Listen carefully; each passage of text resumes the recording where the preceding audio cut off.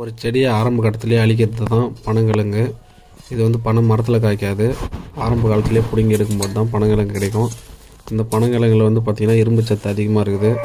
அப்புறம் வந்து பார்த்திங்கன்னா நோய் எதிர்ப்பு சக்தி ரொம்ப அதிகம். இதில் நார் சத்து ரொம்ப அதிகம். அதனால் வந்து பார்த்திங்கன்னா சக்கரை நோய் இருக்கிறவங்களும் சாப்பிட்லாம்.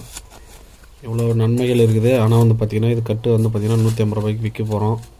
ஒரு கட்டுக்கு 25 கிழங்கு வச்சு ஒரு கட்டு போட்டோம்னா அது வந்து பார்த்திங்கன்னா 150 ரூபா. இது நாளைக்கு மார்க்கெட்டுக்கு எடுத்துன்னு போக போகிறோம். அதுக்காக தான் வந்து இப்போ நோண்டி எடுத்துன்னு இருக்கோம்.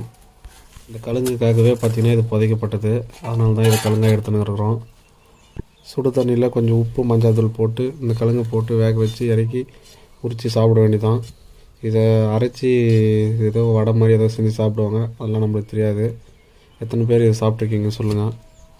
இதிலே வந்து பார்த்திங்கன்னா பனை சோறுன்னு சொல்லுவாங்க. அதுவும் வந்து கிடைக்கும். இதுக்கு மேலே இருக்க அதை வெட்டி எடுத்தால் அதிலும் கிடைக்கும். அதையும் வெட்டி எடுத்து